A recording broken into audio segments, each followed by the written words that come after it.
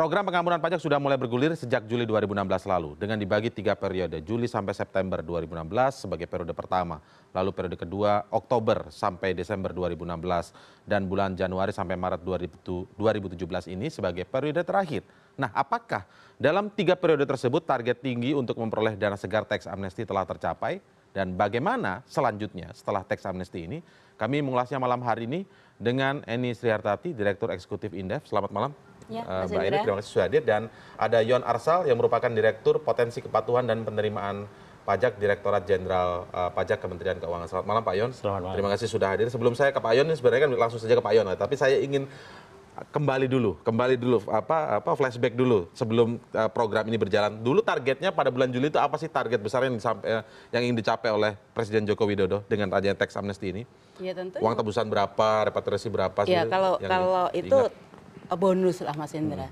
Tapi target utama dari teks amnesti tentu yang tertera di Undang-Undang Teks Amnesti itu sendiri. Karena kebijakan ini kan kesepakatan antara eksekutif dan legislatif yang mewakili juga masyarakat kan gitu. Jadi di tujuan teks amnesti itu jelas. Jadi di Undang-Undang Nomor 11 2016 di pasal 2 ya. Dan 2A sampai 2B, 2C itu kan jelas. Pertama, tujuannya adalah untuk pengalihan harta atau repatriasi lah yang sering kita dari luar negeri ke dalam negeri begitu maksudnya ya. Mengapa harus repatriasi? Itu di situ juga jelas disebutkan untuk perbaikan perekonomian domestik, untuk perbaikan nilai tukar kita, untuk peningkatan investasi dan termasuk untuk target penurunan suku bunga. Penurunan suku bunga. Nah, makanya repatriasi itu mengapa di dalam urutan tujuan itu ditetapkan di target nomor 1, tujuan nomor 1. Tujuan utama dari teks amnesti itu sebenarnya. Itu. Nah, yang kedua baru mendorong misalnya untuk reformasi perpajakan yang intinya adalah bagaimana ke depan kita bisa memperluas basis pajak kita. Dan yang ketiga ya penerimaan pajak itu sendiri gitu kan.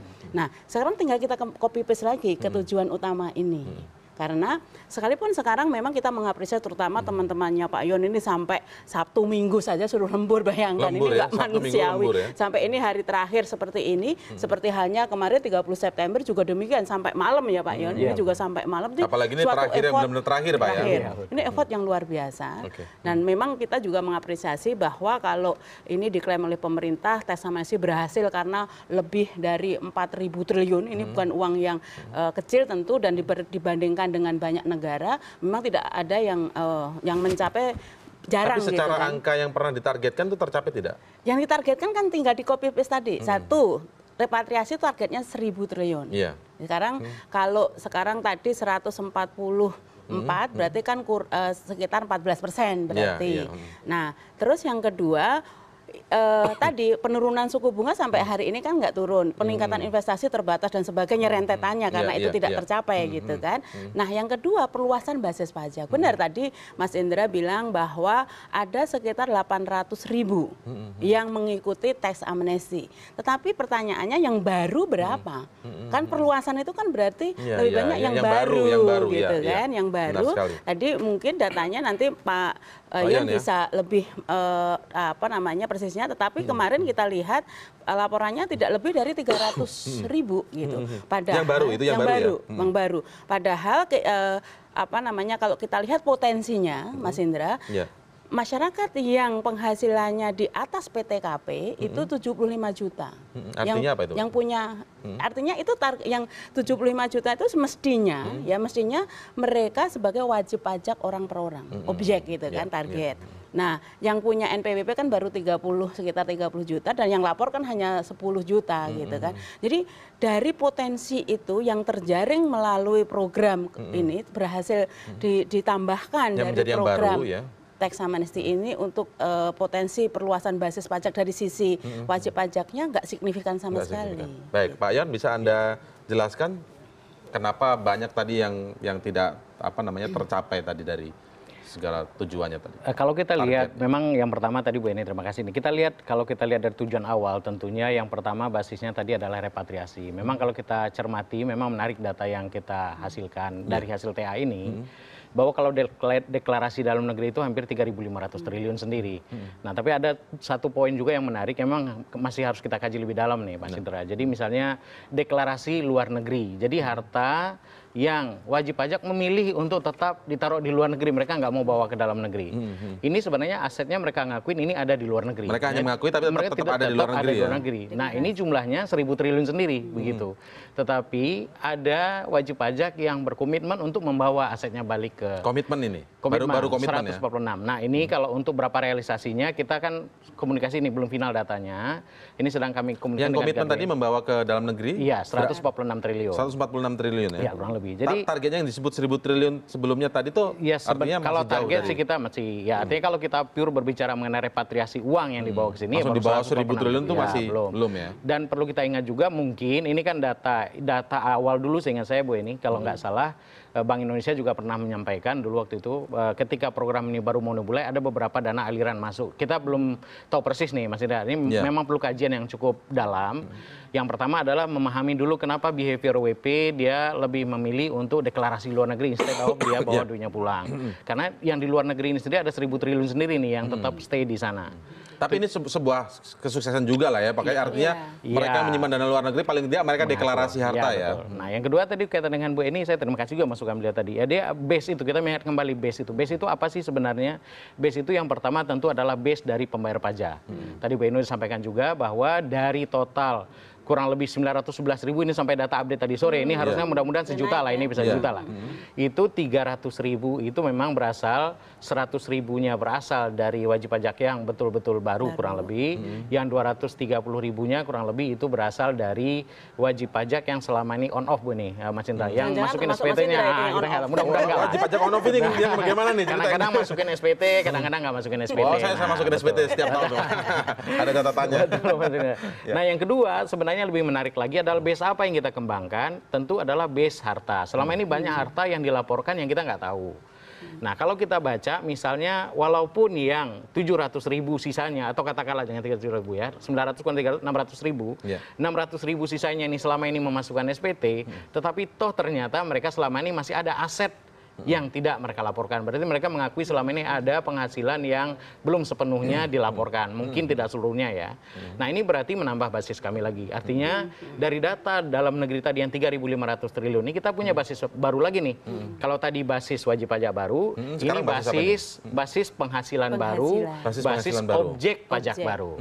Tadi kan basis subjek pajak baru, ini basis objek pajak baru. Oke, basis wajib pajak baru, basis penghasilan baru tadi disebutkan. Apa keuntungannya buat Indonesia nanti secara umum ke depan dan masyarakat Indonesia tentu saja, karena tujuannya kan tadi untuk memperkuat perekonomian kita sebenarnya. Nanti kita akan ulas lebih lanjut setelah jeda berikut ini.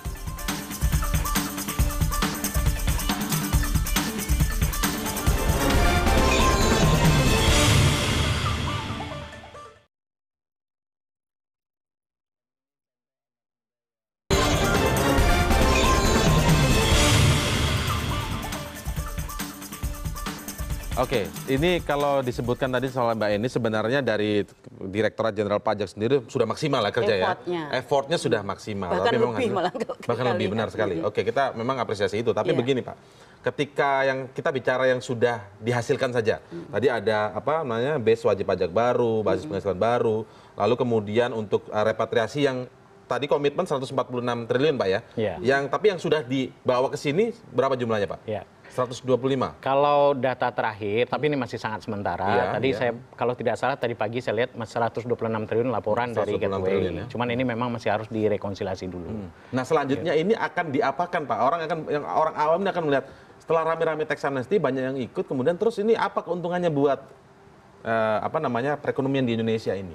Kalau untuk dana, iya betul. Jadi kalau untuk dana repatriasi ini memang kekuasaan DJP kami sebagai administrator tentu juga terbatas ada ranahnya. Kami tentu dalam undang-undang diberikan ranah untuk mengadministrasikan sampai memastikan bahwa wajib pajak dilayani dengan baik untuk mengikuti TA-nya dan itu sudah dilakukan secara umum. Nah, untuk pemanfaatan dananya memang kita perlu komprehensi lagi dari unit yang lain karena untuk pengawasan apakah duitnya ada di dalam stay di dalam 3 tahun, tidak dibawa lagi ke luar negeri. Walaupun ada pelaporan ke DJP tetapi kan bagaimana duit ini dilakukan, pemanfaatan uang ini kami tidak bisa kontrol dan kami juga tidak bisa mengarahkan. Tentu ada bagian lain dari pemerintahnya juga harus bekerja untuk menjamin bahwa uang ini kan namanya uang kan tentu namanya para pemodal ya tidak berKTP, dia akan mencari tempat di mana profitnya besar kan gitu ya. Tentu harus ada semacam sweetener juga ditaruh di mana menghasilkan return yang cukup besar sehingga uangnya tidak terpaksa maksud saya untuk stay di sini karena biar produktif. Repatriasi dari luar negeri dibawa ke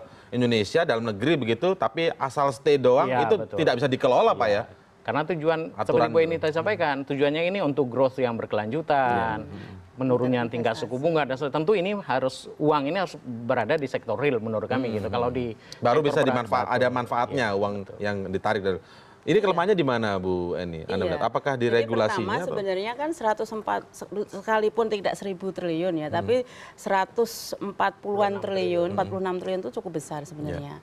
Nah, mestinya kalau kita tadi kembalikan bahwa tujuan itu untuk meningkatkan investasi, artinya kan mestinya kalau ada dana masuk sekitar 146 triliun, itu ada peningkatan investasi sebesar segitulah.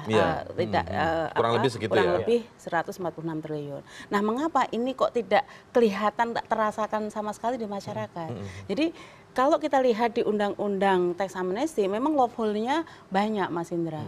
Jadi misalnya loophole itu ruang-ruang yang bisa digunakan untuk merahasa celah gitu. Nah, mestinya waktu itu yang dipastikan bagaimana setelah repatriasi ini kan sudah diberikan pengampunan di kemudahan, mestinya bagaimana ini benar-benar uangnya orang yang diampuni itu uangnya bermanfaat gitu, maksudnya begitu kan Bu? Nah gitu. Nah ternyata ini kan memang uang ini harus stay di dalam negeri 3 tahun. Walaupun tadi stay pun itu Dirjen Pajak pun juga nggak bisa menjamin apakah benar-benar stay apa enggak. Sekalipun bisa misalnya. Sekalipun bisa stay, tetapi kalau ini diberikan ruang lagi bahwa ini bisa berubah instrumen apapun sesuai pilihan dari tadi wajib pajak. Contoh mudanya seperti apa Bu? Misalnya gini, contoh mudanya ketika ada pengusaha, ya misalnya Mas Indra punya uang dari luar negeri bawa ke Indonesia. Nah, oke, repatriasi itu ya.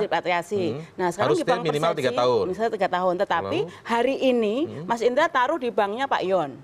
Nah, besok saya bilang, Mas Indra saya kasih dong bunga yang lebih tinggi gitu. Pindah ke bank saya. Jadi pindah-pindah bank pindah bank itu boleh. Boleh.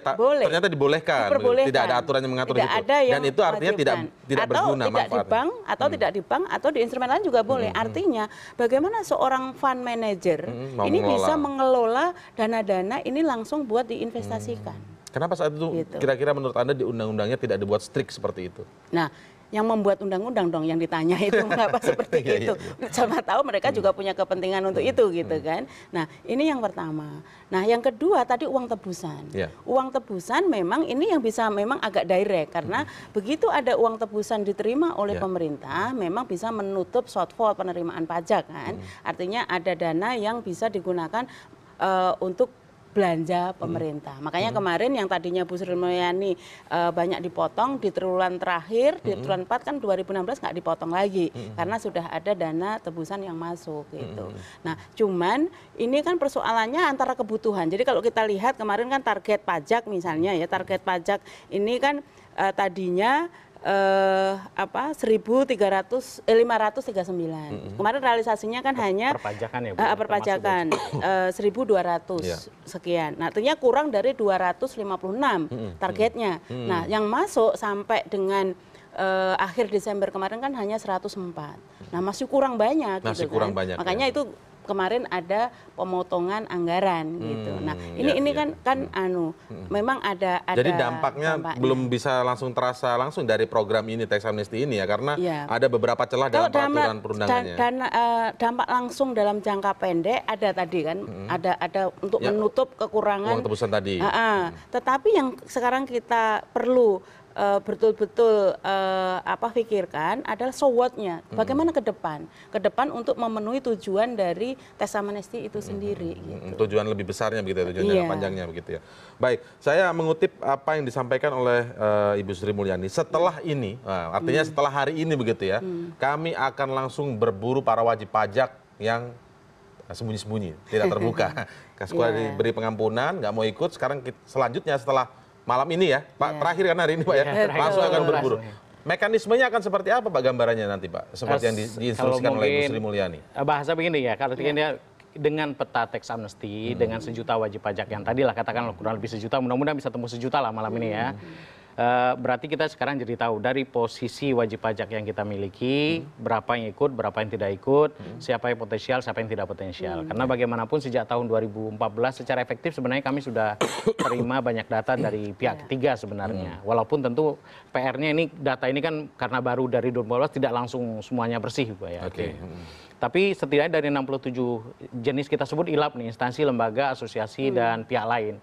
Sampai saat ini kita sudah terima sekitar 337 jenis data. Mulai ada dari data profil wajib pajak. Jadi intinya sudah punya data sebenarnya. Punya data pembanding. Dari data pembanding yang dipunya itu kan sebelum tax amnesty Pak ya?